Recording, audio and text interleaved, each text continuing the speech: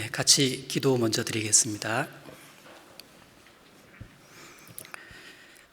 주님 감사합니다. 우리를 죄에서 구원해 주심을 감사드립니다. 마땅히 심판받을 수밖에 없었던 저희들을 위해 예수님께서 십자가에서 대신 심판받으시고 그때 흘리신 피로 우리의 모든 죄를 영원히 씻어 없애주심을 감사드립니다.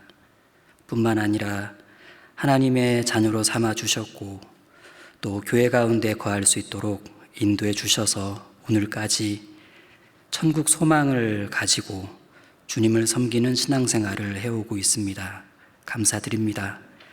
하지만 주님, 우리 각자는 여전히 부족하고 연약합니다.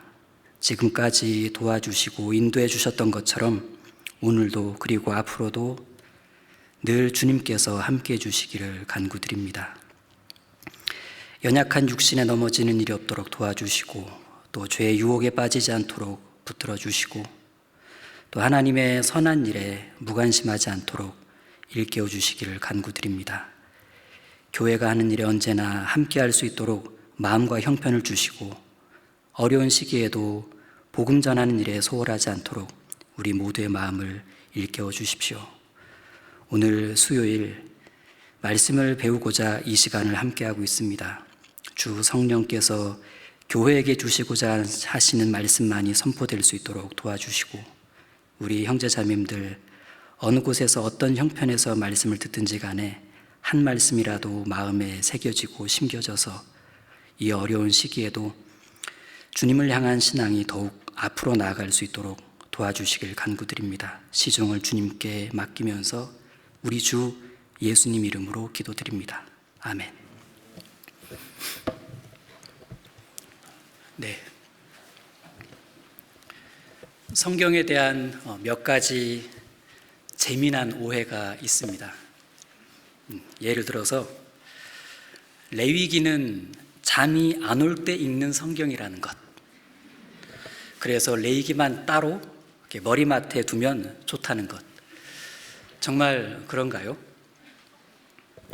그리고 아가서는 연애 편지라는 것. 그래서 19세 미만은 절대 읽게 하면 안 된다는 것. 우리가 그렇게 합니까? 또 잠언 31장의 현숙한 여인에 관한 말씀은 잠에 들만 읽는 말씀이라는 것. 그래서 형제님들은 잠언을 딱 30장까지만 읽으면 된다는 것. 우리 형제님들 그렇습니까? 자, 오늘은 이 세 번째 오해, 잠언 31장 현숙한 여인에 관한 말씀을 상고해 보고자 합니다. 과연 현숙한 여인에 관한 말씀은 여인에게만 해당되는 말씀인가? 물론 그렇지 않습니다. 먼저 중심이 되는 본문 말씀을 찾겠습니다. 잠언 31장 10절입니다. 구약성경 잠언 31장 10절입니다.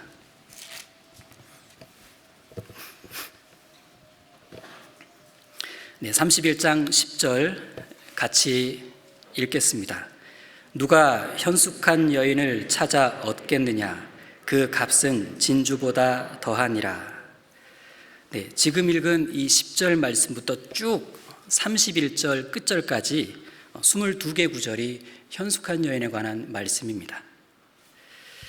자, 우리 자매님들 중에는 이 현숙한 여인 말씀을 암송하신 분들이 있다라는 얘기를 가끔 듣습니다. 그런데 형제님들 중에 현숙한 여인을 암송하고 있다라는 말은 아직까지는 개인적으로는 못 들어봤습니다. 모쪼록 오늘 같이 말씀을 공부하면서 우리 형제님들 중에도 좋은 변화가 일어났으면 좋겠습니다. 자, 그럼 이 현숙한 여인에 관한 말씀은 왜 등장하게 되었는가? 이것을 이해하기 위해 우리는 31장 앞부분을 먼저 살펴볼 필요가 있습니다. 자, 31장 앞부분을 보겠습니다. 자, 이 31장은 르무엘 왕의 잠언입니다. 그런데 르무엘이 말한 내용이 아니라 르무엘의 어머니가 말한 내용입니다. 르무엘의 어머니는 아들 르무엘에게 중요한 훈계를 했습니다. 이에 르무엘은 큰 교훈을 받았고 성령의 감동하심을 입고 31장을 기록하게 됩니다. 그래서 31장에 제목을 붙여본다면 어머니의 교훈, 이렇게 말할 수 있습니다. 자, 1절입니다. 1절. 르무엘 왕의 말씀한 바 곧 그 어머니가 그를 훈계한 잠언이라. 그리고 이어지는 2절에서는 사랑하는 아들을 부르는 어머니의 간절한 모습을 보게 됩니다. 2절입니다. 내 아들아, 내가 무엇을 말할꼬? 내 태에서 난 아들아, 내가 무엇을 말할꼬? 서원대로 얻은 아들아, 내가 무엇을 말할꼬? 자, 아들을 위해 훈계를 하려는 어머니가 지금 무엇을 말할꼬, 무엇을 말할꼬, 무엇을 말할꼬 이렇게 3번이나 되풀이해서 말했다면 어머니는 아들에게 무엇을 말할지에 대해 상당히 고민했다는 것을 알 수 있습니다. 그리고 아주 신중하게 훈계를 준비했을 거라는 것도 짐작할 수 있습니다.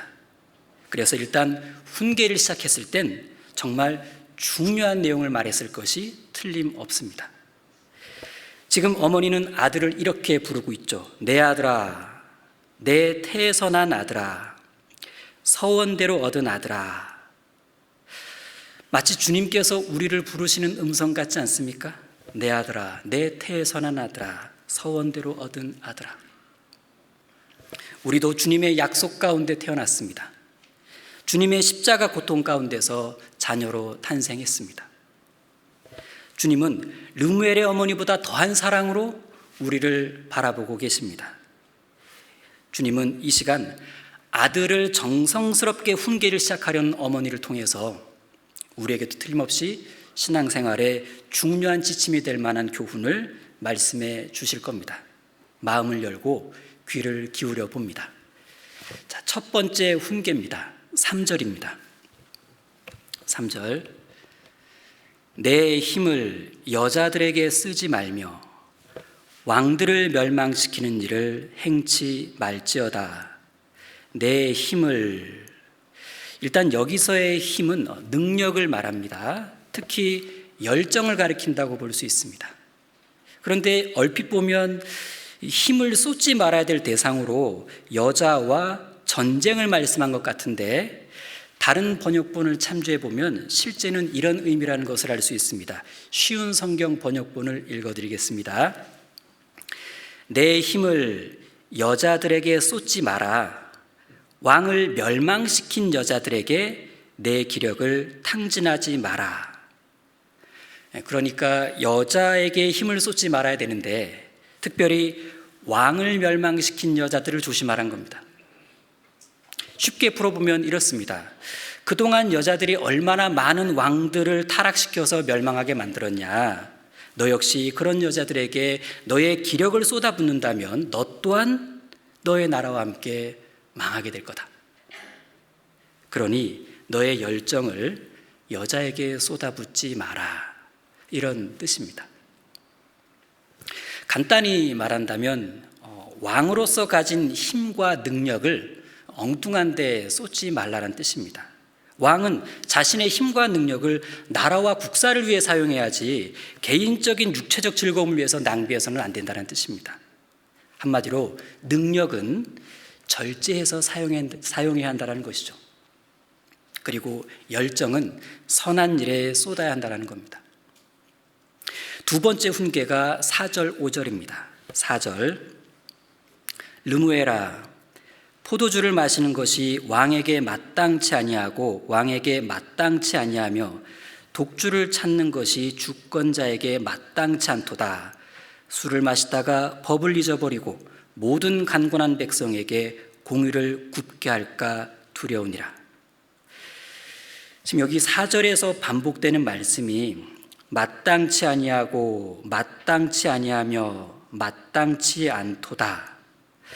이렇게 어떤 것이 왕에게 마땅치 않다는 걸 3번이나 강조했다는 건 그것이 왕에게 치명적이라는 겁니다. 바로 술입니다.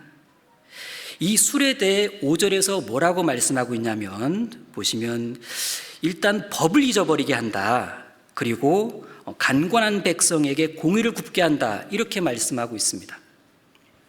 술 때문에 나라의 법을 잊어버리니 나라가 엉망이 되고 술 때문에 판단력이 흐려져서 공정성을 잃어버리니 백성이 도탄에 빠진다는 뜻입니다.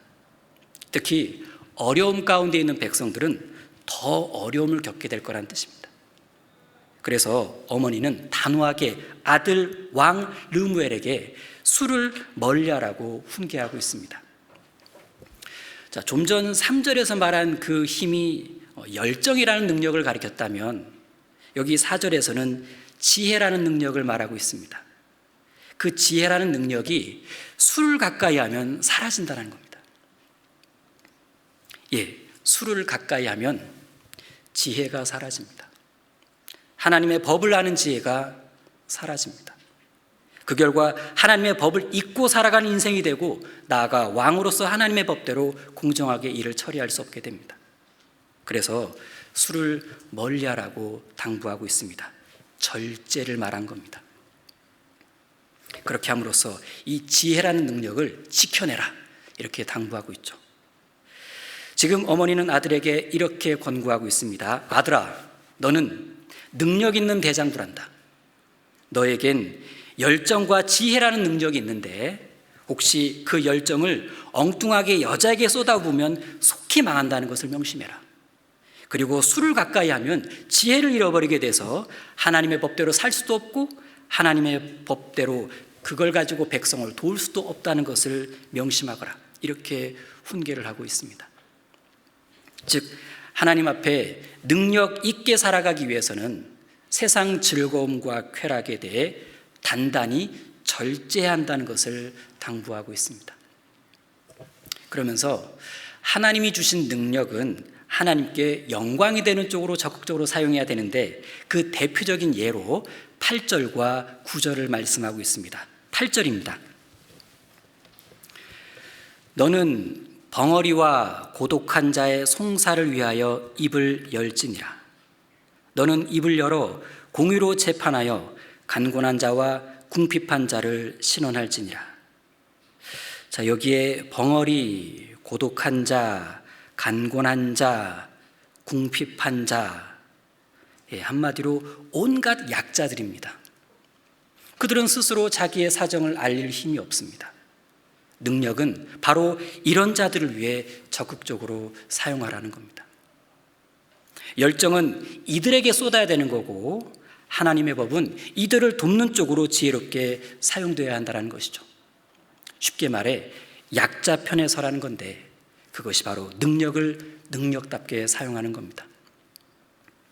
그런데 세상 사람들은 어떻게든 성공해 보려고 강자 편에 섭니다. 세상에선 그게 지혜인지도 모르죠. 하지만 왕은 그러면 안 됩니다. 왕마저 그래 버린다면 나라 안에 약자인 백성들은 설 곳이 없습니다. 살 힘을 잃어버리겠죠. 솔로몬은 왕이 되었을 때 하나님께 연약한 백성들을 잘 판결해 줄 수 있는 지혜를 달라고, 지혜라는 능력을 달라고 구했습니다. 하나님 마음에 쏙 들었습니다. 그래서 주셨고 솔로몬은 그 지혜로 백성을 잘 다스렸습니다. 사실 솔로몬은 하나님께 최고의 능력을 구한 겁니다. 그 결과 백성들은 평안하게 살 수 있었고 그들의 나라 이스라엘은 초강대국이 되었습니다. 그렇다면 그리스도인은, 왕 같은 제사장인 그리스도인도 약자 편에 서야 합니다.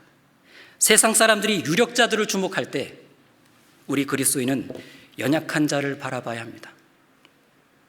그들을 영육간에 도와줌으로써 구원으로 인도하고 신앙이 성장하는 쪽으로 인도해 주어야 합니다.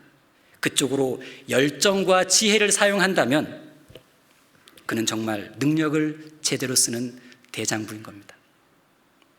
그러기 위해서는 늘 절제할 것이 있습니다. 세상 즐거움과 쾌락입니다. 르무엘의 어머니는 여자와 술을 절제하라고 당부했지만 우리 그리스도인은 이성이나 술에 빠져 살지 않습니다. 하지만 이성 같은 것들이 있고 술 같은 것들이 있습니다. 말씀과 교제의 즐거움을 빼앗아가는 세상 즐거움이 우리를 유혹하고 있습니다. 이성 같은 유혹이죠. 하나님의 말씀과 중요한 신앙의 법칙들을 잊어버리게 만드는 술 같은 것들도 있습니다. 교회와 교제의 중요성을 흐릿하게 만드는 술 같은 것들이 있습니다. 잠깐 즐기다가 조금씩 중요한 것을 잊어버리게 만드는 이성의 유혹 같은 술 같은 것들이 있습니다. 그래서 나중엔 나 자신뿐만 아니라 가정을 엉망으로 만들어버리기도 하고 교회를 어지럽게 만들기도 합니다. 그와 같은 것들이 내 가까운 주변에도 있을 수 있습니다. 조심해야 합니다. 자, 그런데 가끔은 이 구절로 술을 찾으려는 그리스도인도 있는 듯합니다. 6절과 7절입니다. 6절, 독주는 죽게 된 자에게, 포도주는 마음에 근심하는 자에게 줄지어다. 그는 마시고 빈궁한 것을 잊어버리겠고 다시 그 고통을 기억지 아니하리라. 얼핏 보면 술이 필요한 경우를 말하고 있는 것 같지만 사실 왕에게는 술이 적당치 않다는 걸 강조하고 있는 말씀입니다. 일단 술을 필요로 하는 자들이 있긴 한데 여기서 보면 죽게 된 자에 정말 죽고 싶은 마음이 가득한 사람, 어떤 극한 상황에 처한 사람, 그리고 마음에 근심하는 자에 가슴이 찢어지는 고통을 당한 사람을 말합니다. 그들에겐 이 술이 방탕과 향락의 도구가 아니라 조금이나마 위로의 수단이 되어줍니다. 조금이나마. 하지만 왕은 이들처럼 술로 위로받을 자가 아니라 오히려 이렇게 술을 필요로 할 정도로 심한 마음의 고통이 있는 자들을 찾아가서 정말 따뜻하고 지혜롭게 잘 돌봐줘야 할 거라는 것을 돌려서 말씀하고 있는 겁니다. 그러면서 왕에겐 술이 더욱 가당치 않다는 것을 강조하고 있습니다. 어쩌면 왕이 술을 절제하고 하나님의 말씀을 또렷하게 기억하면서 산다면, 그렇게 올바르게 백성을 다스린다면 백성들은 굳이 술을 마실 필요가 없을지도 모릅니다. 자, 여기까지를 정리해 보면 1절에서 9절까지를 이해하는 데 있어 핵심 단어는 능력입니다. 어떻게 하는 것이 자신에게 주어진 능력을, 특히 열정과 지혜를 잘 사용하는 길인가? 일단 엉뚱한 쪽으로 허비하면 안 됩니다. 세상의 즐거움과 쾌락 쪽으로 사용하면 그 능력을 빼앗깁니다. 한마디로 육신을 따라 살지 말라는 겁니다. 성령을 따라 살으라는 겁니다. 이성과 술은 취해도 되는 대상이 아니라 절제해야 할 대상입니다. 그렇지 못하면 거기 끌려다니다가 망합니다. 한편 능력은 연약한 자들을 위해 적극적으로 사용해야 된다는 것을 교훈하고 있습니다. 그런 다음 르무엘의 어머니는 드디어 본론으로 들어갑니다. 이제 정말 아들에게 하고 싶었던 말을 하기 시작하는데 무려 22개 구절로 쭉 교훈했습니다. 바로 현숙한 여인입니다. 10절입니다. 10절 다시 보시면, 누가 현숙한 여인을 찾아 얻겠느냐? 그 값은 진주보다 더하니라. 이제부터 시작되는 내용들은 르멜의 어머니 자신이 현숙한 여인이었다는 것을 자랑하고 있는 것은 아닙니다. 사랑하는 아들이 하나님 앞에 자기 인생을 성공적으로 살 수 있으려면 무엇이 반드시 필요하냐? 좋은 아내가 필요하다는 것을 아주 간절한 마음으로 교훈을 하고 있는 겁니다. 그러니까 어떤 면에서 현숙한 여인에 관한 말씀은 우선은 아들이 들어야 하는 말씀입니다. 아들이. 지금 10절에서 어머니는 이렇게 말씀하고 있는 거죠. 아들아, 너는 반드시 현숙한 여인을 얻어야 한다. 찾기가 쉽지는 않을 거야. 그런데 찾기만 하면, 그리고 그녀가 너의 아내가 되어주기만 한다면 넌 세상의 모든 보석보다 가치 있는 것을 얻었다고 생각하면 꼭 맞다. 그러니 지금부터 이 어미가 말하는 그 여인을 찾아라. 그녀가 현숙한 여인이란다. 자, 그런데 여기서 좀 짚고 넘어갈 한 가지가 있습니다. 현숙한 여인에 대한 오해 중 하나는 현숙한 여인은 남편을 위해 존재하는 여인이다라는 생각입니다. 아닙니다. 현숙한 여인은 하나님을 위해 살아가는 여인입니다. 하나님이 주신 위치를 알고 그 위치 안에서 하나님을 기쁘시게 하는 쪽으로 살고자 하는 아름다운 신앙을 가진 여인입니다. 사라가 그랬던 것처럼, 리브가와 룻, 한나가 그랬던 것처럼 아름다운 신앙 말입니다. 그런 의미에서 현숙한 여인에 관한 말씀은 그리스도인 자매에게는 너무나 귀한 말씀이 됩니다. 그럼 이제 우리는 현숙한 여인에 관한 말씀이 누구를 위해 주신 말씀인가를 좀 정리해 볼 수가 있습니다. 우선 첫 번째로 아들을 훈계하려는 어머니에게 주신 말씀입니다. 동시에 어머니의 훈계를 들어야 하는 아들에게 주시는 말씀입니다. 두 번째로는 하나님 앞에 아름다운 신앙을 꿈꾸는 그리스도인 자매에게 주시는 말씀입니다. 그리고 세 번째로는 현실적으로 남편을 둔 아내에게 주시는 말씀입니다. 그런데 여기에 그치지 않습니다. 하나가 더 있는데 이게 중요합니다. 바로 그리스도의 신부된 그리스도인과 교회에 주시는 말씀입니다. 결국 뭐냐? 우리 모두에게 주신 말씀이라는 겁니다. 그래서 우리 모두는 오늘 이 본문을 충분히 묵상해 볼 필요가 있습니다. 다시 10절을 보겠습니다. 누가 현숙한 여인을 찾아 얻겠느냐? 그 값은 진주보다 더하니라. 여기 이 말씀을 이해하는 데 있어서 가장 중요한 단어는 역시 현숙한입니다. 이 현숙한의 의미는 뭘까? 우리말 사전에는 현숙하다가 어질고 정숙하다라고 정의되어 있습니다. 그러나 이 잠언 31장에서 말하는 현숙한은 그 의미가 조금 다릅니다. 여기서의 현숙한은 능력 있는 이라는 의미입니다. 능력 있는. 그래서 현숙한 여인 하면 능력 있는 여인 이렇게 말할 수 있습니다. 참고로 좀 전에 살펴본 그 9절까지를 보면 거기서 말하는 그 아들의 능력은 다소 포괄적인 열정과 지혜였습니다. 그런데 이제 10절부터 소개되는 현숙한 여인의 능력은 어떤 일을 해내는 구체적인 능력을 말합니다. 특히 성실과 부지런함에 초점이 맞춰져 있습니다. 그녀는 많은 일을 해냅니다. 그래서 원어를 살펴보면 현숙한 여인이 팔뚝이 굵은 여인으로 표현되어 있습니다. 일전에 몽골어 성경을 보니까 거기엔 10가지를 다 잘하는 여인 이렇게 소개되어 있습니다. 대단하죠. 그래서 현숙한 여인은 한마디로 능력 있는 여인인데 어떤 일이든 성실하고 부지런하게 착착 해내는 그런 여인. 이렇게 말하니까 왠지 좀 부담스럽지 않습니까? 그런데 부담스러워하실 것 없습니다. 그 이유도 곧 알게 됩니다. 그럼 이제 현숙한 그리스도인은 어떤 그리스도인을 말하는 걸까? 역시 능력 있는 그리스도인을 말합니다. 그리고 현숙한 교회란 능력 있는 교회를 말하죠.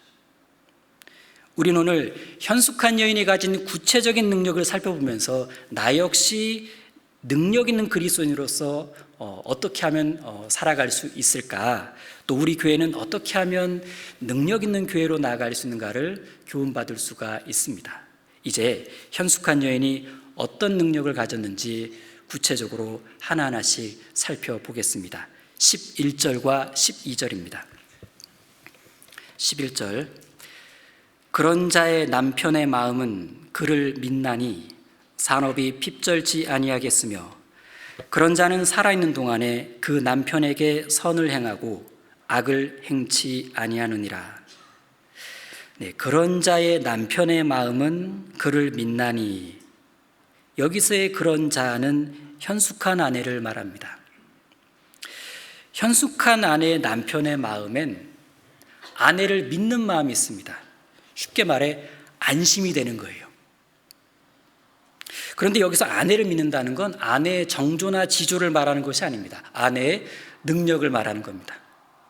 아내가 지혜롭게 행동하는 능력, 그걸 말합니다. 그 첫 번째 능력을 소개하고 있는데 11절에 그런 자의 남편의 마음은 그를 믿나니, 여기 산업이 핍절치 아니하겠으며, 산업이 핍절치 않는다, 이것은 산업을 잘 유지하고 있다는 뜻입니다. 현숙한 아내는 산업 유지 능력이 있습니다. 가깝게는 가정경제 운영 능력이고, 좀 확장해서 생각해 보면 자녀 신앙교육 능력입니다. 더 넓게는 복음 전파 산업에 대한 것입니다. 현숙한 아내는 가정경제를 운영하는 솜씨가 뛰어납니다. 남편의 소득이 많고 적음을 떠나 주어진 소득 안에서 지혜롭게 운영합니다. 그걸 알고 있는 남편은 덕분에 떳떳한 직장 생활을 합니다. 부정한 금전적 유혹이 밀려와도 쉽게 뿌리칠 수 있죠. 그래서 11절을 이렇게 번역하기도 합니다. 그녀의 남편은 약탈품을 얻으려 하지 않는다. 부정한 소득을 멀리한다는 뜻입니다. 이제 남편은 정직한 사회생활을 할 수 있습니다. 그러고 보면 현숙한 아내는 처음부터 남편의 깨끗한 신앙을 돕고 싶었던 겁니다. 그것은 바로 12절에서 말하는 남편을 향한 적극적인 선이기도 합니다. 12절, 그런 자는 살아있는 동안에, 여기 그 남편에게 선을 행하고 악을 행치 아니하느니라. 한편 현숙한 그리스도인 부모는 하나님이 기업으로 주신 자녀, 그 자녀가 신앙적으로 핍절하지 않도록 말씀을 심어줍니다. 요즘처럼 교회 학교를 나오지 못하는 시기엔 더욱 주님께 지혜를 구합니다. 온라인 교회 학교에 잘 참여하도록 도와주고 선생님들의 도움을 적극적으로 받아서 아이의 신앙을 챙겨줍니다. 자녀 신앙 교육이 때로는 지치기도 하고 늘 부담스럽기도 하지만 결코 손을 놓지는 않습니다. 신앙만큼은 반듯하게 심어주고 싶은 거예요.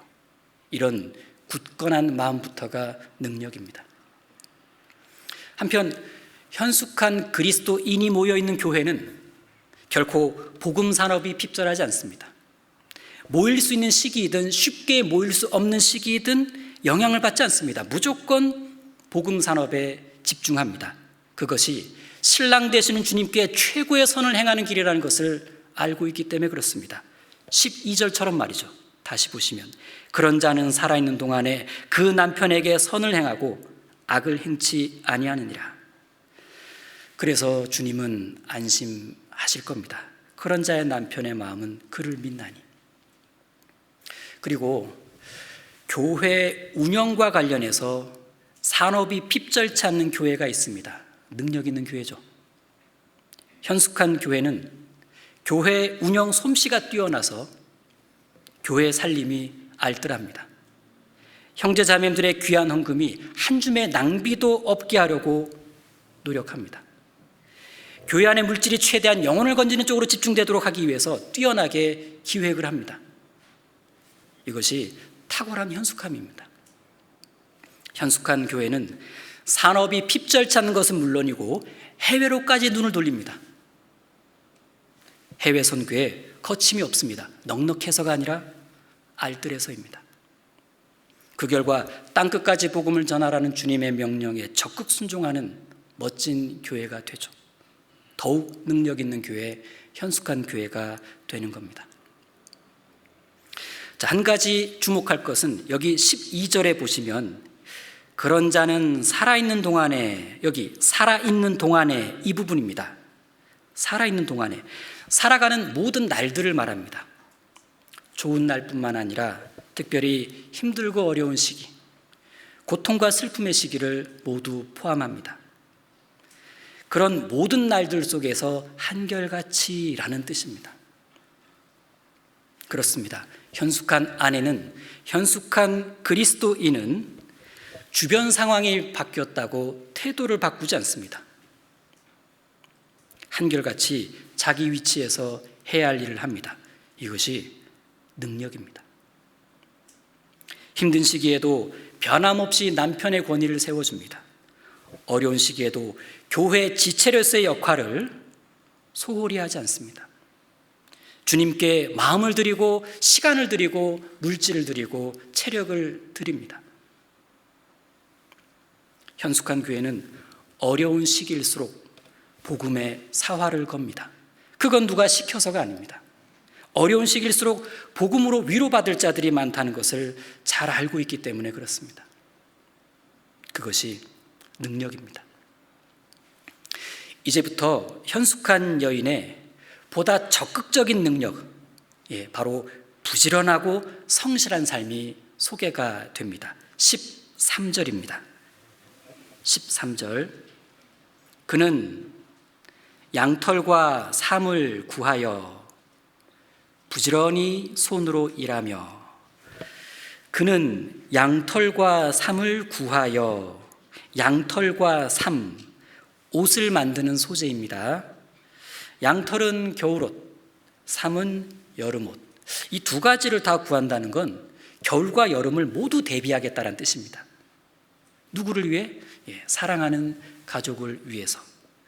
사랑이 바탕이 된 이 꼼꼼한 대비 능력이 현숙함입니다. 그러고 나서 부지런히 손으로 일하죠. 다시 보시면 그는 양털과 삼을 구하여 부지런히 손으로 일하며, 이 결과가 21절입니다. 21절 보시면 그 집 사람들은 다 홍색 옷을 입었으므로 눈이 와도 그는 집 사람을 위하여 두려워하지 아니하며. 그동안 차근차근 준비한 옷을 입은 덕분에 가족들은 걱정 없이 겨울을 따뜻하게 보냅니다. 그런데 여기 13절에서 주의 깊게 봐야 할 단어가 하나 있습니다. 13절 가운데 부지런이라는 단어입니다. 부지런히. 히브리어의 부지런히는 우리말 부지런히와는 그 의미가 약간 다릅니다. 우리말 부지런히는 어떻습니까? 그 마음 상태와는 상관없이 하여튼 열심히만 하면은 부지런한 것으로 봐줍니다. 그러나 히브리어에서는 기쁨과 열정을 가지고 열심히 해야만 그때 부지런히라는 단어를 사용합니다. 또한 자발적으로 하는 경우에만 부지런히라는 단어를 사용합니다. 즉, 자발적인 기쁨과 열정을 가지고 사랑하는 이들을 위해서 무언가 부지런히 대비하는 것이 여기서 말씀하는 현숙함입니다. 마치 이 땅에 오신 예수님을 연상케 합니다. 그분은 사랑하는 우리들을 위해 자발적인 기쁨과 열정으로 이 땅에 오셨습니다. 십자가의 구원을 이루기 위해 하루하루 부지런히 사셨고 한 발짝 한 발짝 열심히 골고다 언덕을 오르셨습니다. 예수님은 탁월하게 현숙하셨던 겁니다.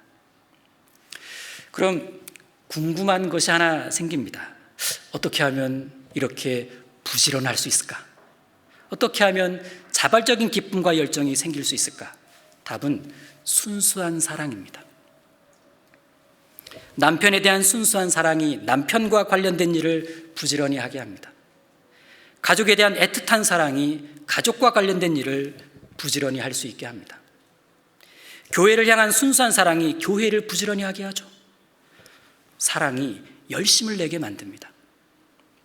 우리를 향한 예수님의 순수한 사랑이 구원의 열심을 이루신 것처럼 복음을 모르는 영혼들을 향한 순수한 사랑이 우리 속에 있을 때 우리 또한 기쁨과 열정을 가지고 전도를 열심히 하게 된다는 것을 우리는 경험으로 잘 알고 있습니다. 이제 현숙한 그리스도인이 교회 안에서 부지런히 손으로 일하는 모습을 보십시오. 즐겁습니다. 왜요? 기쁨과 열정, 자원하는 마음이 있기 때문에 그렇습니다. 만일 그런 것이 없다면 잠깐은 해도 지속적으로는 못할 겁니다. 얼마 못 가서 야, 내가 왜 우리 집 놔두고 여기서 일해야 되나? 이런 말을 할지도 모르죠. 현숙한 그리스도인의 교회 봉사는 순수한 즐거움과 기쁨이 있습니다. 더 잘해보고 싶은 열정도 있습니다. 누가 억지로 시켜서 하는 것이 아니라 기꺼이 순종해서 자원하는 마음으로 하죠. 또 교회에서 누가 부탁할 때까지 앉아서 기다리지 않습니다. 적극적으로 찾아 나섭니다. 능력입니다. 그런데 이러한 모습을 세상 사람들이 보면 참 이상해합니다. 그들은 갸우뚱합니다. 야, 이들은 왜 쉬는 날 교회 가서 손에 물 묻히고 고생하는 걸까? 저 사람은 곱상해 보이는데 왜 교회 가서 저런 거친 일을 하는 걸까? 저분은 나이가 지긋한데 뭐가 아쉬워서 이 추위에 주차봉 들고 왔다 갔다 하는 걸까? 도대체 저들은 왜 저렇게 교회 일을 부지런히 하는 걸까? 사랑 때문입니다. 부정할 수도 외면할 수도 없는 주님과 교회를 향한 순수한 사랑 때문입니다. 사랑에 매여서, 그렇죠, 주님을 사랑하는 것, 그것은 반드시 능력이 됩니다. 주님은 그 능력을 가진 그리스도인을 찾아 일을 맡기십니다. 지금도 찾고 계시죠? 누가 현숙한 그리스도인을 찾아 얻겠느냐? 그 값은 진주보다 더하니라. 한편 현숙한 여인의 손은 일하는 손입니다. 그녀의 손은 한가한 손이 아니죠. 하는 일을 가리지도 않습니다. 그래서 그녀의 손은 사실 거칩니다. 맵신하지 않습니다. 현숙한 그리스도인도 마찬가지입니다. 교회 안에서는 굳은 일을 하는 데 있어서 자기 손을 쓰는데 전혀 망설이지 않습니다. 그 손은 사랑의 손이요, 능력의 손이죠. 그래서 그 손은 주님 보시기에 너무나 아름답습니다. 그 손으로 이제까지 가정을 꾸렸고 교회를 도왔으며 교회가 유익을 얻었습니다. 자, 이쯤에서 옆에 계신 분 손을 한번 보십시오. 만져줄 수는 없어도 말해줄 수는 있습니다. 이렇게 손이 참 아름다우시네요. 이 말을 말씀 끝나고 댁으로 돌아가실 때 인사말로 나누면 참 좋겠다 생각이 듭니다. 자, 이제 14절을 보겠습니다. 14절, 상고의 배와 같아서 먼 데서 양식을 가져오며. 네, 상고는 장사치를 말하고 배는 무역선을 말합니다. 현숙한 여인은 꼭 필요한 것이 있다면 그것을 구하기 위해서 먼 거리를 마다하지 않습니다. 가족을 위한 수고이기 때문에 결코 귀찮아하지 않죠.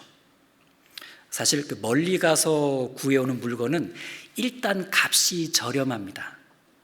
그리고 품질도 제법 좋죠. 원산지에 가까우니까. 그렇습니다.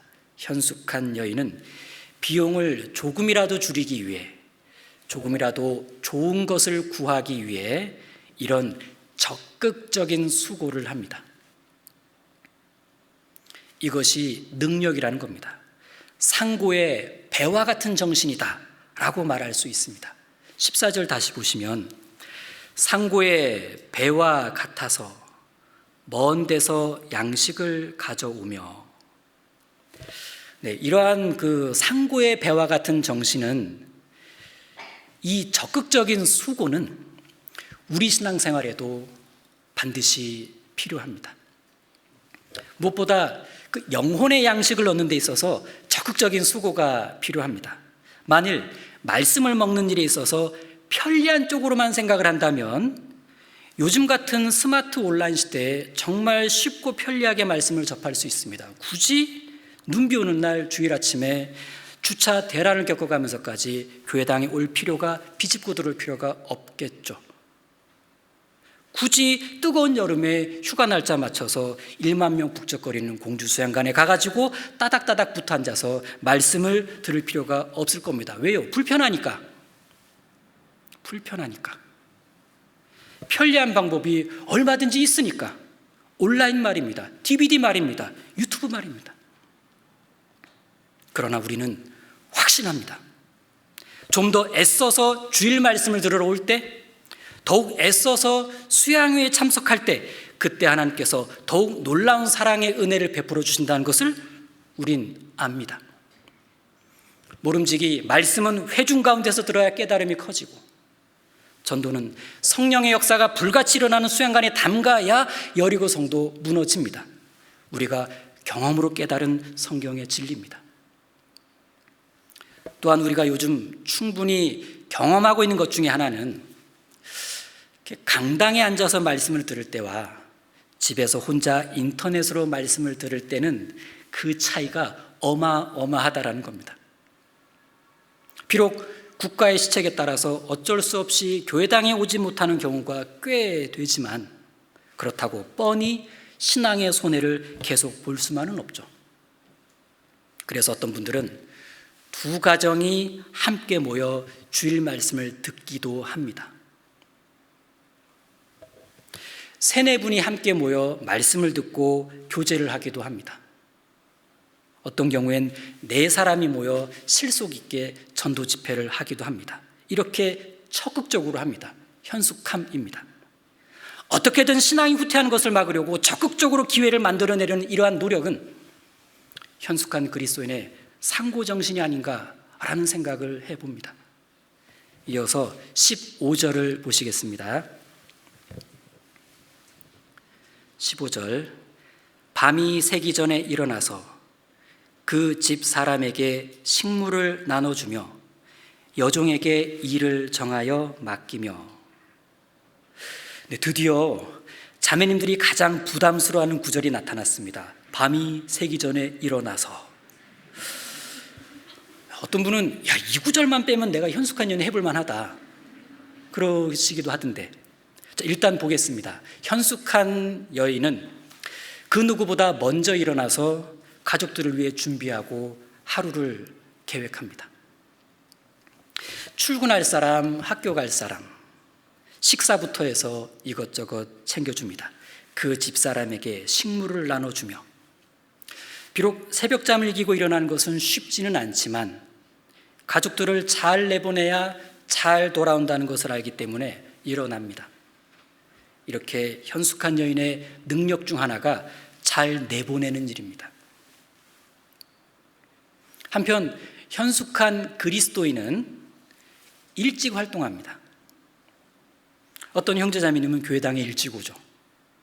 오셔서 교회당 주변을 돌아보고 또 각실도 돌아보고 자신의 몸과 마음이 미칠 수 있는 곳들을 하나하나 살핍니다.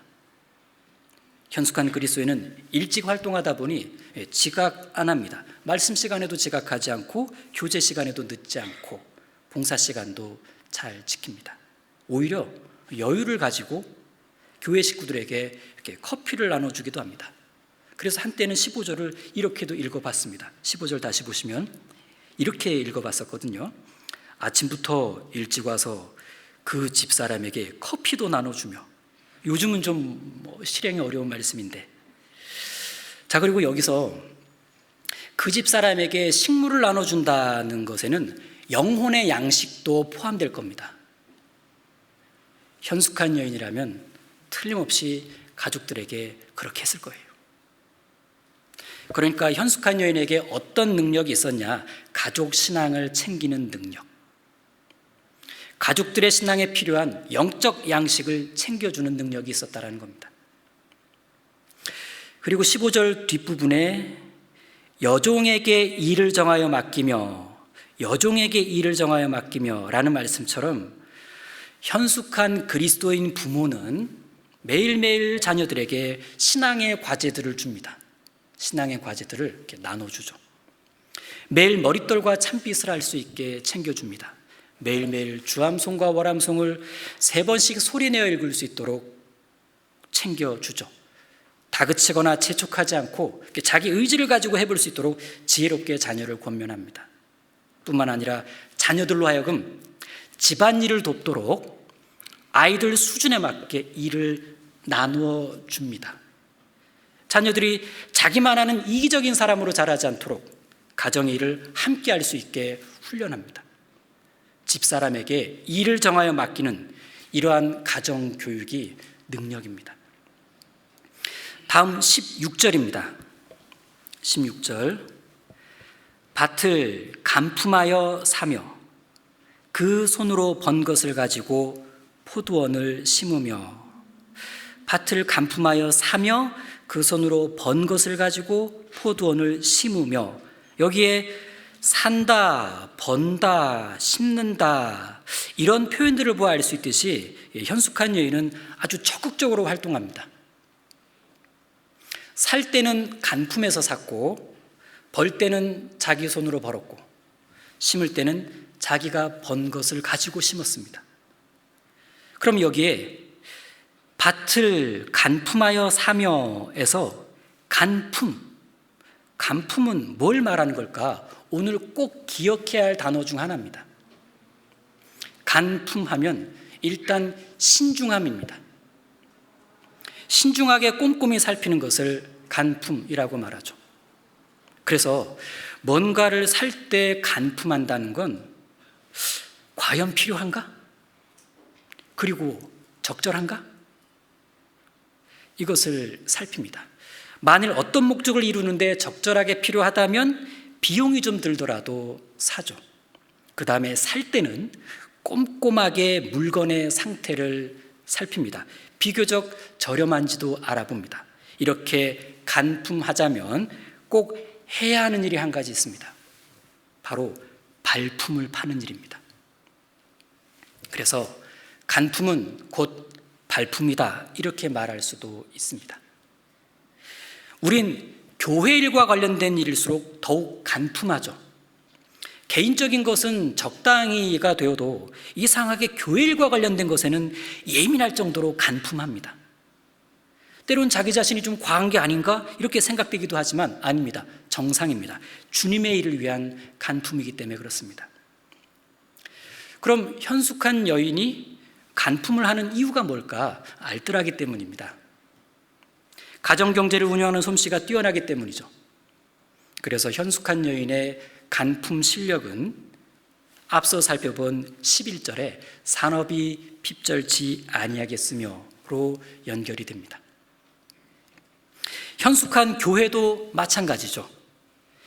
교회의 살림이 우리 모두의 살림이기에 교회의 모든 소비와 생산에 있어서 최대의 최선을 다해 간품을 합니다. 왜? 형제자매들을 위한 형제자매들의 귀한 헌금이 한 줌의 낭비도 없이 사용되도록 하기 위해서 그렇습니다. 그 결과 현숙한 교회는 가장 복음적인 소비와 생산을 합니다. 그래서 현숙한 교회의 특징 하나가 있는데 일 맡은 일꾼들끼리 교제가 치열합니다.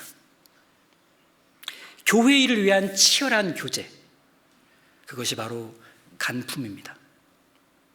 잠언 15장엔 모사가 많으면 경영이 성립한다라고 말씀하고 있습니다. 이때 모사란 지혜로운 사람, 특히 일 맡은 일꾼을 말하는데 지혜로운 일꾼이 많으면 경영이 성립한다는 뜻입니다. 그런데 모사가 많으면 경영이 성립한다라고 했을 때 단순히 모사 숫자가 많아야 경영이 성립한다는 뜻이 아니라 일 맡은 모사들이, 일꾼된 모사들이 교제를 치열하게 하면, 교제를 많이 하면 경영이 성립한다는 뜻입니다. 그럴 때 중요한 일들이 지혜롭게 잘 해결되기 때문에 그렇습니다. 현숙한 교회가 그렇겠죠. 혹시 신앙의 간품에 대해서 생각해 보셨습니까? 신앙의 간품. 간품의 특징은 신중함이라고 말씀드렸습니다. 그래서 신앙의 간품하는 신앙이라고 했을 땐 신중한 그리스도인을 말합니다. 오늘 하루 신앙의 간품을 하고 싶다? 바로 말과 행동을 조심하는 겁니다. 말은 한 번 뱉으면 주워 담을 수 없고 행동은 해버리고 나면 수습하기가 어렵잖아요. 이러한 신앙의 간품은 26절과도 연결이 됩니다. 26절입니다. 입을 열어 지혜를 베풀며 그 혀로 인애의 법을 말하며. 입을 열어 지혜를 베푼다. 그 혀로 인애의 법을 말한다. 현숙한 그리스도인은 말이 따뜻합니다. 들으면 위로가 됩니다. 또한 덕이 되죠. 말이 지혜롭습니다. 간품된 말이기 때문에 그렇습니다. 이것이 능력이라는 겁니다. 그리고 26절 이 본문은 현숙한 여인이 자녀 신앙 교육도 이렇게 한다고 말씀하고 있는 겁니다. 자, 그런데 현숙한 그리스도인이 이러한 신앙의 간품을 통해 얻게 되는 습관 하나가 있습니다. 무엇일까요? 절제입니다. 이기기를 다투는 자마다 모든 일에 절제한다. 라는 말씀처럼 정말 간품하고 신중하려고 애를 쓰다 보면 점점 절제하고 있는 자기 자신을 발견하게 됩니다. 그래, 이 얘기는 그래 하지 말아야지. 그래, 이렇게 하면 좀 그럴 거야. 이렇게 하지 말아야지. 그래, 오늘 구역 모임 줌으로 하는데 오늘 줌으로 구역 모임 할 때 화면 끄면 오해받겠지? 괜히 구역장님 상처받을지 몰라. 그래서 때로는 간증을 절제하기도 하고 할 수 있는 일도 절제하기도 합니다. 피곤해도 줌 화면 켭니다. 누군가에게는 답답해 보일 수도 있는 이러한 모습이 교회와 형제자매를 위해서 조심하려는 사실은 남다른 간품 능력이라고 말할 수 있습니다. 그리고 16절을 다시 보시면 16절에 밭을 간품하여 사며 밭을 간품하여 산다. 여기서 중요한 교훈 하나가 더 있습니다. 사실 이스라엘에서는 땅을 소유하는 거래가 불가능합니다. 땅은 하나님께 속한 것이기 때문에 그렇죠. 다만 그 일정 기간 대여하는 방식으로 매매가 이루어졌었는데 그러한 식으로 대여하는 방식으로 매매가 이루어질 때 굉장히 중대한 거래거든요. 그런 중대한 거래는 가장이 맡아서 처리했습니다. 그런데 현숙한 아내는 이러한 가정의 중대사가 진행되는 과정에서 그 일은 남편이 다 알아서 하겠지. 나야 뭐 순종만 하면 되지 뭐. 이렇게 하면서 그 일을 외면하지 않았습니다. 그녀는 남편을 돕기 위해 가정 중대사에 적극적으로 개입하는 여인이었습니다. 그래서 부지런히 발품을 팔아 부동산에 관한 중요한 정보를 수집했습니다. 꼼꼼히 하나하나 알아보고 비교도 해보았습니다. 그리고 그 정보를 남편에게 잘 알려줬죠. 남편은 아내의 그러한 노력과 정보를 신뢰하고 그녀가 추천한 밭을 샀습니다. 서명은 남편이 했는데 과정엔 아내가 있었습니다. 그래서 본문에서는 현숙한 아내가 밭을 샀다 이렇게 말씀하고 있습니다. 그녀는 이런 식으로 가정의 중요한 문제를 해결하는 데 있어서 적극 동참하는 여인이었습니다. 결과적으로 가족 모두가 좋은 밭을 얻은 그 기쁨을 누립니다. 현숙한 여인의 능력 덕분이죠. 자, 16절을 다시 보시면 뒷부분입니다. 그 손으로 번 것을 가지고 포도원을 심으며 그 손으로 번 것을 가지고 포도원을 심었다. 예, 자기가 번 것을 가지고 포도원을 가꿨다라는 건데 간단히 말하면 손수 포도원을 가꾼 겁니다. 결코 남의 손에 의지해서 생계를 꾸리지 않았다는 뜻이죠. 현숙한 여인은 반듯한 자립정신이 있었습니다. 이것이 능력이라는 겁니다. 27절과도 연결됩니다. 27절 그 집안일을 보살피고 이 부분입니다. 게을리 얻은 양식을 먹지 아니하나니 게을리 얻은 양식은 먹지 않는다. 네, 현숙한 그리스도인은 다른 사람에게는 물론이고 자기 가족들에게도 손을 벌리려 하지 않습니다.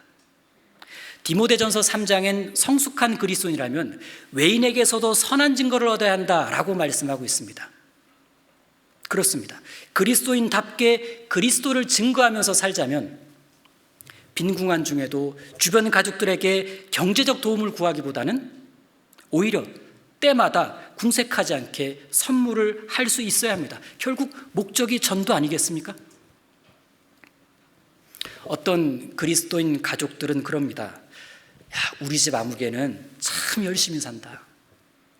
가족들에게 손 안 벌리고 내가 보니까 어려운 거 뻔히 아는데 야, 정말 부지런히 산다. 역시 믿음을 제대로 가진 사람은 달라. 그럴 때 전도의 말에 힘이 붙을 겁니다. 어떤 그리스도인 가족들은 이렇게 말할지도 모르죠. 야, 너는 맨날 어렵다고 도와달라 그러더니 일은 안 하고 맨날 공주의 바람이나 쐬러 가자고 그러냐? 전도의 말이 민망해집니다. 그리스도인은 전도의 때를 위해서라도 반듯하게 자립하려고 노력해야 합니다. 한편 현숙한 그리스도인은 교회를 생각하는 마음이 이와 같습니다. 그 손으로 번 것을 가지고 포도원을 심으며, 이 교회가 누구의 것입니까? 물론 주님의 것이죠. 교회의 주인은 당연히 주님이십니다. 그런데 우리가 주님의 몸된 교회의 지체이기 때문에 교회는 우리들의 집입니다. 나는 결코 이 교회의 손님이 아닙니다. 그렇다면 우리 교회, 나의 교회가 무언가를 계획하고 일을 진행할 때 내 손이 들어가야 하는 것은 당연합니다. 교회는 우리 교회라고 하면서 정작 교회 일과 살림은 다른 사람의 손에만 의존한다면 현숙하지 못한 거죠.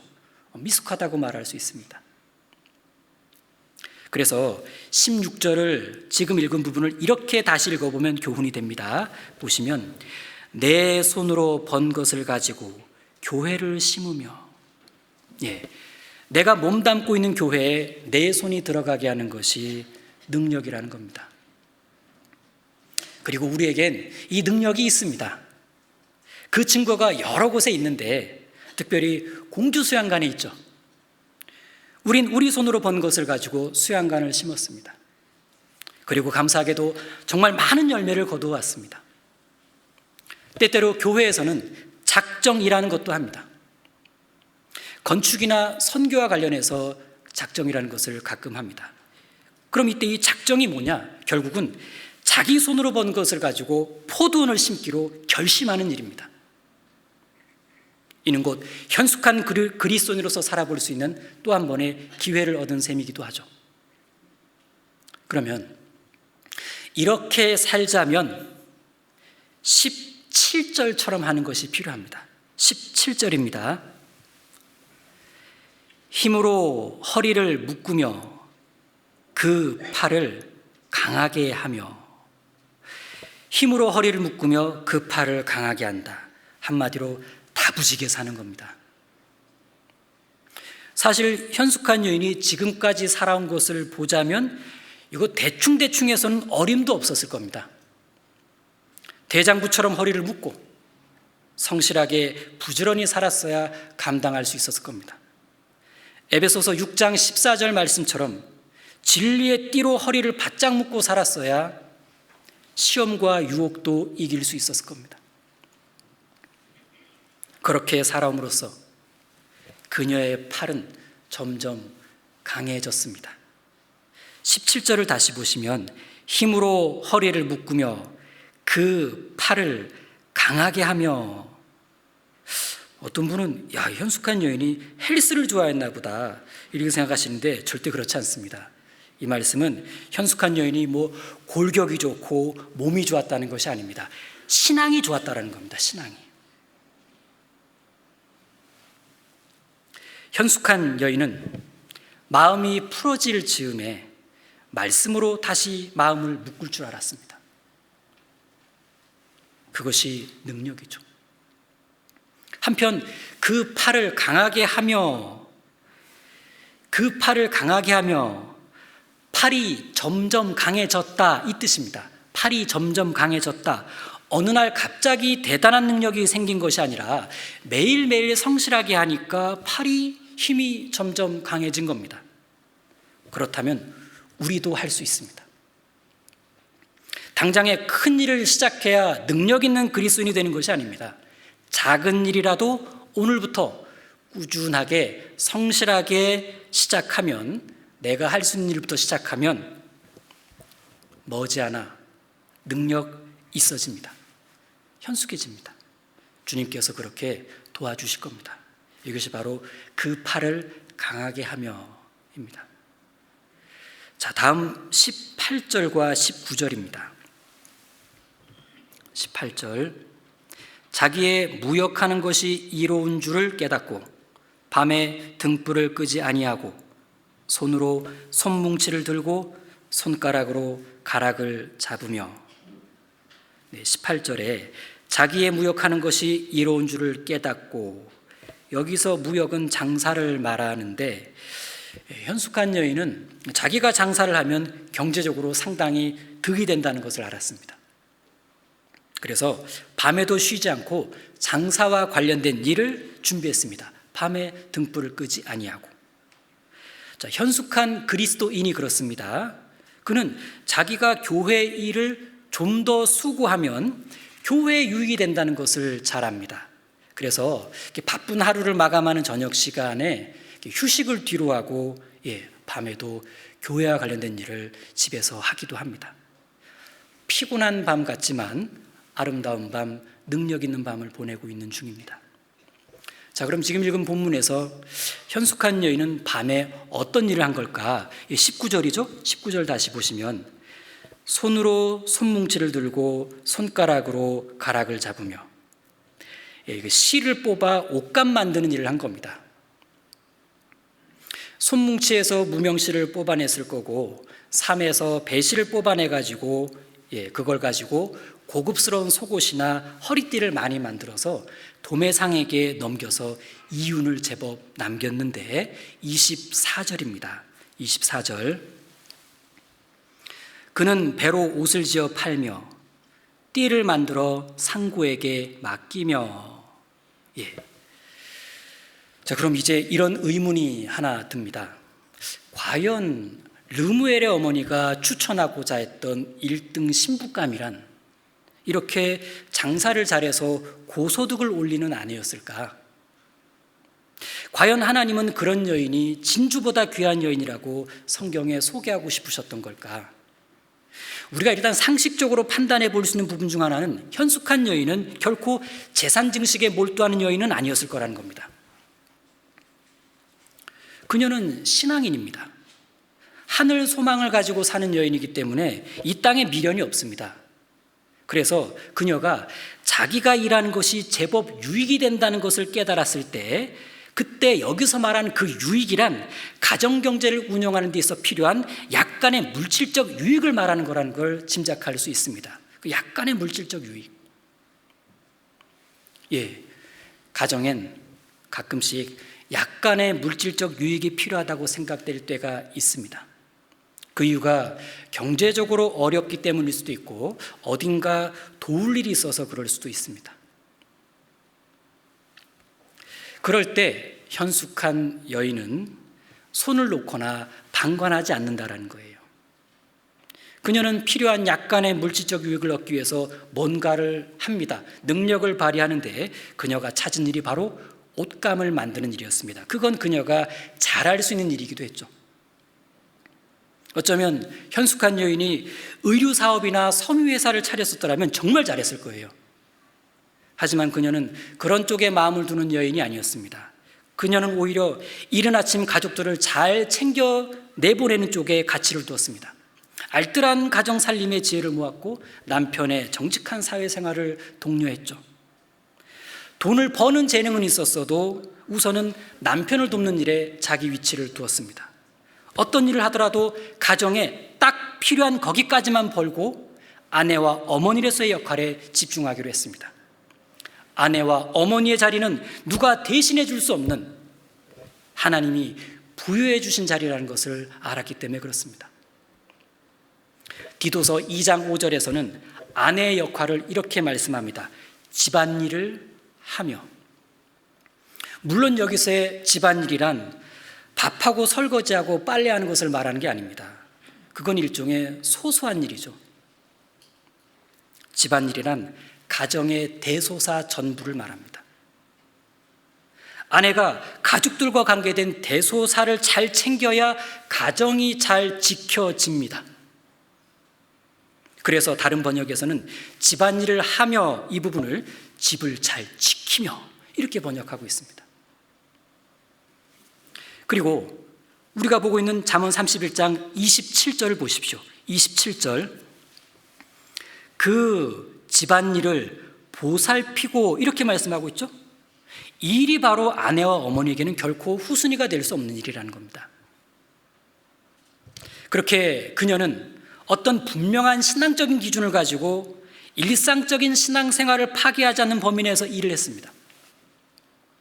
그러다 보니 아침이나 낮에는 할 수가 없었습니다. 그 시간엔 다른 일상의 일로 바빴거든요. 그래서 늦은 밤 시간을 쪼개서 일을 하기로 한 겁니다. 18절 다시 보시면 자기의 무역하는 것이 이로운 줄을 깨닫고 밤에 등불을 끄지 아니하고 손으로 손뭉치를 들고 손가락으로 가락을 잡으며. 물론 특별한 사례도 있습니다. 사도행전에 나오는 루디아입니다. 그녀는 요즘으로 치면 섬유회사 사장님이었는데 그녀는 자신의 재능을 복음 산업에 쏟아부었습니다. 그게 그녀의 능력이었죠. 그녀는 현숙한 여인이었습니다.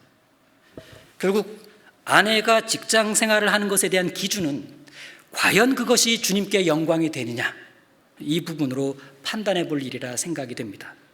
나아가서 더욱 주님의 영광을 위해 과감하게 교회 일에 전념할 줄 아는 탁월한 현숙함을 사모하는 것도 필요할 겁니다. 자, 그런데 좀 전에 그 현숙한 여인이 이 가정에 그 약간의 물질적 유익이 필요하다고 그 판단했던 그 이유 중에 하나가 다른 사람을 이렇게 돕기 위해서 그럴 수 있다고 그랬잖아요. 네, 현숙한 여인은 자기 가정만을 생각하는 이기적인 여인은 아니었습니다. 그녀는 간곤한 자와 궁핍한 자를 도울 줄 아는 여인이었습니다. 그게 현숙함이었죠. 20절입니다. 20절 보시면 그는 간곤한 자에게 손을 펴며 궁핍한 자를 위하여 손을 내밀며. 손을 펴고 손을 내밀었다. 예, 적극적으로 실제에 도움을 주었다는 걸 말합니다. 아름다운 그리스도인의 모습이죠. 그런데 보통 우리 형제자매님들은 이렇게 도움의 손길이 올 때 그걸 당연하다는 듯이 얼른 받아들이지 않습니다. 왜? 고맙긴 한데 좀 미안해서, 자기보다 더 어려운 형제자매들이 있을 것 같아서 이렇게 주저주저합니다. 한편에서는 반듯한 자립정신이 있어서 어떻게든 스스로 이렇게 해결해 나가려고 애를 쓰시죠. 하지만 그분의 어려운 상황이 어려운 상황인 것이 분명하고 내가 도와줄 마음과 형편이 된다면 그분의 그 미안해하는 마음은 선하게 받아들이고 나는 기꺼이 손을 내밀어서 그분의 손에 도움을 탁 쥐어주어야 한다. 이러한 적극적인 도움의 손길이 여기서 말씀하고 있는 현숙한 그리스도인의 능력입니다. 도울 줄 아는 능력. 그러면 현숙한 그리스도인이 이렇게까지 하는 이유가 뭘까? 왜 이렇게까지 기어이 도와주려고 하는 걸까? 하나님의 사랑이 그 마음속에 들어와 있어서 그렇습니다. 요한일서 3장 17절은 말씀합니다. 형제의 궁핍함을 보고도 도와줄 마음을 막으면 하나님의 사랑이 어찌 그 속에 거할까 보냐. 예, 우리 속에 거하고 있는 하나님의 사랑이 자연스럽게 형제자매의 어려움을 돕도록 이끕니다. 사랑이 능력이 되는 겁니다. 이제 현숙한 교회는 가장 적극적인 도움의 손길을 뻗칩니다. 바로 영혼 구원입니다. 가장 간곤한 자, 가장 궁핍한 자는 경제적으로 어려운 사람들이 아니라 구원 못 받은 사람이라는 것을 잘 압니다. 잠언 24장 말씀처럼 너는 사망으로 끌려가는 자를 건져주며 사륙을 당하게 된 자를 구원하지 않지 말라. 복음의 손길로 적극적으로 도와주라는 겁니다. 이 일을 힘차게 담당하고 있는 교회가 있다면 그 교회가 정말 탁월하게 현숙한 교회입니다. 이렇게 현숙한 여인은 남편을 돕고 가정을 지키며 다른 사람의 어려움도 챙길 줄 압니다. 그런데 현숙한 여인이 결코 잊지 않고 하는 이 한 가지 일이 있는데 바로 자기 자신을 가꾸는 일입니다. 22절입니다. 22절. 그는 자기를 위하여 아름다운 방석을 지으며 세마포와 자색 옷을 입으며. 그는 자기를 위하여, 예, 그렇습니다. 현숙한 여인은 자신을 위할 줄 압니다. 자신의 존재 가치를 정확히 알죠. 나는 여호와 보시기에 존귀한 자라. 하나님이 존귀하게 보시는 나를 나 자신도 아낄 줄 압니다. 그래서 그녀는 자기를 단장하는 일 또한 중요하게 여깁니다. 다시 보시면 그는 자기를 위하여 아름다운 방석을 지으며 세마포와 자색옷을 입으며. 여기 아름다운 방석, 세마포, 자색옷, 이런 것들을 얼핏 생각하면 야, 현숙한 여인이 자기를 좀 과하게, 너무 화려하게 꾸미는 거 아니냐, 좀 사치스러운 것 같다 이렇게 생각될 수 있는데 물론 그렇지 않습니다.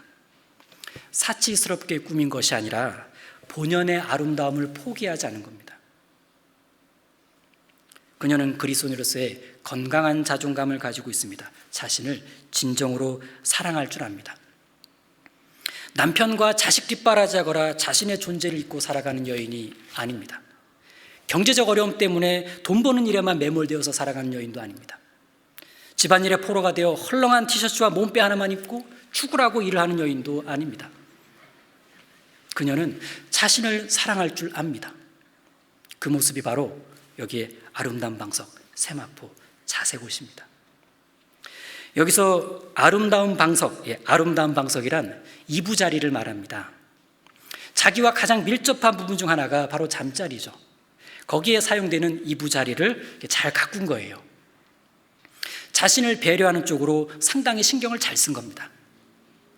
그리고 세마포, 아주 곱고 부드러운 흰색 옷감인데 속옷을 만드는 고급 옷감입니다. 그리고 자색옷은 자주색 옷이잖아요. 당시엔 아주 귀품 있는 색감이었습니다. 이렇게 세마포로 속옷을 만들고 자색 옷감을 가지고 겉옷을 만들어 줍니다. 누구에게? 자기에게. 그녀는 자신을 아주 존귀한 존재로 대우했던 겁니다. 이것이 능력입니다. 그리고 이렇게 함으로써 이젠 다른 일들도 힘있게 할 수 있는 그 마음이 만들어졌어요. 한편 현숙한 그리스도인은 자기 신앙을 단장할 줄 압니다. 그는 하얗고 깨끗한 세마포 옷을 입듯이 행실을 깨끗하고 거룩하게 합니다. 하늘에 속한 자주색 옷을 입듯이 하늘에 속한 삶을 추구하죠. 아름다운 방석에 앉듯이 아름다운 신앙의 자리에 앉는 생활을 해나갑니다. 자기 신앙을 단장한다는 건 무엇보다 말씀 생활과 기도 생활일 겁니다. 말씀과 기도를 통해 하나님 앞에 자기 자신을 가꾸어 갑니다. 개인 경건을 이루어 갑니다. 자기 단장입니다. 만일 봉사와 교제는 열심히 참여하는데 혹 하나님과의 1대1의 말씀 관계에 소홀하다면, 1대1의 기도 관계에 소홀하다면 자기 단장에 소홀한 겁니다. 문제는 자기 단장을 하지 않으면 결국 자기 문제에 빠져버린다는 거죠. 신앙적으로 해결함을 알면서도 개인 경건이 뒷받침되어 있지 않으면 그 문제에서 신앙적으로 빠져나오기가 꽤나 어렵습니다. 전체 신앙을 무능력하게 만듭니다. 그래서 교제 생활과 봉사 생활 못지않게 중요하게 신경 써야 하는 것이 자기 단장, 개인 경건 생활입니다. 그리고 현숙한 교회도 아름다운 방석을 지으며 세마포와 자색옷을 입을 줄 압니다. 교회 안에선 복음 전파가 최우선이지만 한편에서는 교회당을 쓸모있고 아름답게 가꾸는 단장도 필요하겠죠. 복음만 전하면 되죠 라고 말할 수도 있겠지만 복음이 전해지는 데 도움이 되는 것들이 있다면 적절한 규모 안에서 아름답게 꾸밀 필요가 있습니다. 이것이 현숙한 교회의 교회당 단장일 겁니다. 이제 23절을 보면서 저 뒤에 28절과 29절도 연결해서 보도록 하겠습니다. 23절. 그 남편은 그 땅의 장로로 더불어 성문에 앉으며 사람의 아는 바가 되며 28절. 그 자식들은 일어나 살해하며 그 남편은 칭찬하기를 덕행 있는 여자가 많으나 그대는 여러 여자보다 뛰어난다 하느니라. 네. 지금 잠시 이야기 속에서 사라졌던 남편이 등장합니다. 지금 현숙한 여인의 남편은 지금 장면을 보니까 그 지역의 장로들과 함께 성문에 앉아 있는데 이는 남편이 어떤 공적인 위치에서 일을 하고 있다는 걸 말해주죠. 그리고 사람들에게 아는 바가 되었다고 말하고 있는데 비난이 아니라 칭찬과 존경을 받고 있다는 뜻입니다. 그런데 남편은 이런 결과를 다 아내 덕으로 돌리고 있어요. 자기가 공적인 일들을 잘 해낼 수 있었던 이유가 아내의 현숙함 때문이라면서 칭찬을 아끼지 않고 있습니다. 그런데 이런 칭찬에 자녀들도 합세해가지고 어머니의 훌륭함에 대한 최고의 찬사로 어머니를 축복해 줍니다. 23절 다시 보겠습니다. 그 남편은 그 땅의 장로로 더불어 성문에 앉으며 사람의 아는 바가 되며, 28절, 그 자식들은 일어나 살해하며 그 남편은 칭찬하기를 덕행이는 여자가 많으나 그대는 여러 여자보다 뛰어난다 하느니라. 현숙하다 하느니라. 현숙한 아내는 남편이 공적이고 대외적인 일에 집중할 수 있도록 가정의 일은 자신의 역량 안에서 최선을 다해 지혜롭게 해냈습니다. 쉽지 않은 자녀 교육도 비교적 잘 해내고 있는 것 같습니다. 그 결과 남편은 가능한 한 많은 시간을 공적인 일에 쓸 수가 있었습니다. 만일 아내가 그렇게 도와주지 않았더라면, 그렇게 못해주었더라면 어림도 없는 일이었을 거예요. 그래서 남편은 자신이 얻은 칭찬과 존경은 아내 덕분이며 아내가 함께 얻은 거나 마찬가지다라고 말하면서 고마운 마음을 진심으로 전하고 있습니다. 그대는 여러 여자보다 뛰어난다 하느니라. 당신은 참 현숙하오. 하지만 현실에서는요, 그녀는 특별히 주목받는 여인이 아닙니다. 주목은 오로지 남편이 다 받고 있어요. 어쩌면 아내는 마음이 상할 수도 있습니다. 그런데 그녀는 전혀 다른 생각을 하고 있어요. 무슨 생각을 하고 있냐? 25절입니다. 25절, 능력과 존귀로 옷을 삼고 후일을 웃으며, 능력과 존귀로 옷을 삼았다, 후일을 웃겠다. 현숙한 여인이 능력과 존귀로 옷을 삼았다는 건 능력 있고 존귀하게 살아왔다는 걸 말합니다. 지금까지 그랬고 앞으로도 그럴 거라는 거예요. 그건 이 현숙한 여인이 위를 바라보며 살고 있기 때문에 그렇습니다. 위를 바라보며 살고 있기 때문에. 저 위엔 소망이 있습니다. 비록 이 땅에서의 삶은 만만치가 않지만 땅이 아닌 하늘을 바라보면 내 소망이 그곳에 있음을 다시 한번 확신합니다. 그러면서 현실을 견디어 봅니다. 주어진 길을 묵묵히 걸어가면서 훗날을 기억합니다. 그래, 훗날엔 웃을 수 있다. 25절 다시 보시면, 능력과 존귀로 옷을 삼고 후일을 웃으며, 후일을 웃겠다는 것은 지금은 웃지 않겠다라는 얘기입니다. 지금은 웃을 때가 아니라 수고할 때라는 거예요. 울 일도 많다는 뜻입니다. 지금 수고하고 지금 울지 않으면 나중에 웃을 일이 없다는 것을 잘 알고 있습니다. 그렇습니다. 그녀의 고결한 능력 중 하나는 현세가 아닌 내세를 바라볼 줄 아는 안목이 있었다는 거죠. 그녀는 오늘도 천국에서의 웃음, 거기서의 기쁨과 영광을 사모하고 있습니다. 현숙한 그리스도인이 그렇습니다. 그는 오늘도 후일을 웃으며 라는 말씀을 되뇌이면서 자신이 위치해서 해야 할 일을 찾아서 부지런히 하고 있는 중입니다. 라틴어 성경처럼, 그리고 그는 마지막 날에 기뻐한다. 이제 르무엘의 어머니는 아들에게 왜 현숙한 여인을 찾아야 하는지에 대한 결론적인 이유를 말해주려고 합니다. 바로 30절과 31절입니다. 30절, 고운 것도 거짓되고 아름다운 것도 헛되나 오직 여호와를 경외하는 여자는 칭찬을 받을 것이라. 그 손의 열매가 그에게로 돌아갈 것이요 그 행한 일을 인하여 성문에서 칭찬을 받으리라. 고운 것도 거짓되고 아름다운 것도 헛되나, 그렇습니다. 눈에 보이는 모든 것은 시간이 지나면 추해집니다. 그러나 시간이 지날수록 더욱 돋보이는 것이 있으니 그것은 바로 하나님을 경외하는 신앙입니다. 이 하나님 경외 신앙이야말로 그 사람을 가장 아름답고 능력 있게 만들어줍니다. 현숙한 여인에겐 바로 이것이 있었던 겁니다. 그녀가 지금까지 이 모든 것을 성실하고 부지런하게 할 수 있었던 건 그 마음 바탕에 하나님을 경외하는 마음이 있었기 때문에 그렇습니다. 그래서 가능한 일이었습니다. 지금 그것을 칭찬하고 있습니다. 고운 것도 거짓되고 아름다운 것도 헛되나 오직 여호와를 경외하는 여자는 칭찬을 받을 것이라. 그럼 무엇이 하나님 경외인가? 마음에서 하나님을 가장 높이 여기는 것이 하나님 경외입니다.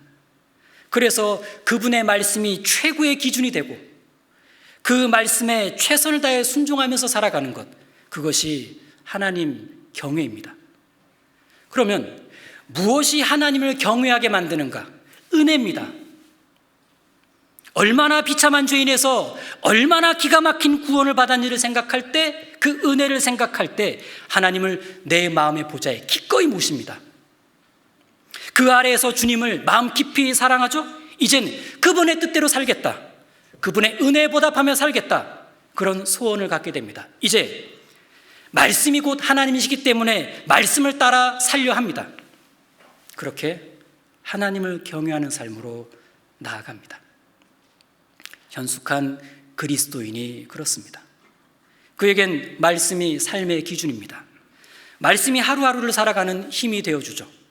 그는 항상 말씀의 집에서 말씀을 얻습니다. 그에겐 교회가 말씀의 집이고 성령이 교회들에게 하시는 말씀을 듣기 위해 말씀과 접촉되는 시간을 가장 중요하게 여깁니다.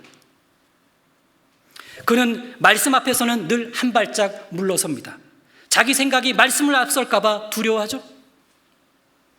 자기 삶의 혹, 내 삶의 혹이나 말씀과 모순되는 조각들이 있을까 봐 자신을 늘 살핍니다. 말씀에서 얻은 그 방향과 힘으로 항상 최선을 다해 살아보려고 노력을 합니다. 살다 보면 생기는 그 실수와 실패에 대해서는 불순종으로 인한 결과가 아닌 한 자기 자신을 정죄하지 않습니다. 하나님의 허락하심 속에서 진행된 훈련이요 단련이라 생각하고 침륜에 빠지지 않습니다. 항상 복음 전하는 즐거움을 잃지 않기 위해서 내 자신이 어떻게 구원을 받았는가를 생각하면서 오늘도 전도할 영혼들을 생각합니다. 야, 나도 구원받았는데. 그리고 한 영혼 한 영혼이 구원받을 때마다 이 31절 말씀을 기억합니다. 31절, 그 손의 열매가 그에게로 돌아갈 것이요 그 행한 일을 인하여 성문에서 칭찬을 받으리라. 그래, 내가 기도했던 영혼들, 내가 부지런히 전도했던 영혼들, 함께 전도했던 영혼들이 구원을 받을 때 그때그때마다 그 열매로 주님께 받을 칭찬을 상상합니다. 그는 처음부터 사람에게 받는 칭찬에 대해서는 그다지 관심이 없었습니다. 주님과 교회가 이유가 되어서 했던 그 모든 일들에 대해서 주님께 받을 칭찬을 사모했습니다. 그 마음으로 오늘도 주님을 기쁘시게 드리는 삶을 살고자 기도로 자기 자신을 추스리고 있는 중입니다. 그러면서 자기 자신도 모르게 점점 능력 있어집니다. 한편 현숙한 교회의 성장 뒤에는 현숙한 그리스도인들의 역사가 있습니다. 지금 우리 교회를 보면 얼마나 많은 능력 있는 그리스도인들이 헌신해 왔는가를 짐작할 수 있습니다. 그 현숙한 신앙은 계속 이어져야 합니다. 다만 때가 악합니다. 마지막 시대의 징조들이 세상을 뒤엎고 있습니다. 우린 시간이 더욱 단축된 시대에 살아가고 있는데 주님은 세월을 아끼라고 하셨습니다. 그래서 우리가 결심할 수 있는 한 가지, 바로 시간을 쪼개어 쓰는 겁니다. 시간을 쪼개고 쪼개면 보다 많은 일을 할 수 있다는 것을 알 수 있습니다. 우린 그렇게 해서 그 틈나는 시간들을 가능한 한 전도하는 일에 밀어넣습니다. 왜? 아무리 계산해봐도 사람 살리는 데 쓰는 시간이 가장 값지기 때문에 그렇습니다. 이 얼마나 치밀한 계산 능력입니까? 이제 얼마 후면 일할 수 없는 밤이 온다는 건 기정사실입니다. 그때가 되면 주님의 일을 하고 싶어도 할 수가 없습니다. 그땐 원하든 원치 않든 쉬어야 합니다. 모든 것을 정리하고 말이죠. 그리고 주님 앞에 서야 합니다. 그날에 주님 앞에 섰을 때 기쁨과 감사로 웃자면 방법은 분명합니다. 이 땅에서의 오늘 하루를 능력 있게 사는 겁니다. 그 출발이 바로 주님을 사랑하고 말씀을 경외하는 겁니다. 주님을 향한 사랑은 능력이 되어서 말씀에 순종하는 능력 있는 하루를 이끌어 줄 겁니다. 현숙해진다는 겁니다. 하나님은 그렇게 사는 그리스도인들을 오늘도 찾고 계십니다. 이것이 바로 하나님께서 르무엘의 어머니를 통해서 우리 시대의 그리스도인들에게 주고 싶으셨던 메시지일 겁니다.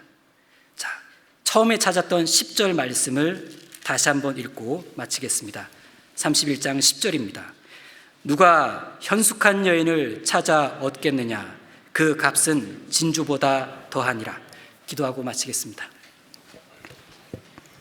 주님 감사합니다. 오늘 잠언 31장을 함께 배울 수 있는 시간을 주셔서 감사합니다. 우리 모두가 하나님께서 찾고 계시는 현숙한 그리스도인이 되기를 소원합니다. 주님을 시원케 드리는 주님의 자녀가 되기를 소원합니다. 마지막 때에 더욱 능력 있게 살 수 있도록 주님, 우리에게 주님을 사랑하는 마음을 더욱 부어주시고 하나님의 말씀을 더욱 붙들며 살 수 있도록 도와주십시오. 무엇보다 주님께서 주신 소중한 시간을 헛되이 흘러보내지 않도록 시간 앞에 지혜해 주시기를 간구드립니다. 그리고 이 어려운 시기가 하루속히 지나갈 수 있도록 도와주셔서 한바탕 마음껏 복음을 전하고 뜨거운 교제를 나눌 수 있도록 도와주십시오. 또 형편에 곤란함이 있는 분들이 있을 텐데 하나님께서 더욱 각별히 살펴주셔서 이러한 시기에 주님을 섬기는 데 큰 어려움이 없도록 지켜주시길 부탁드립니다. 우리를 사랑하시는 예수님 이름으로 기도드립니다. 아멘.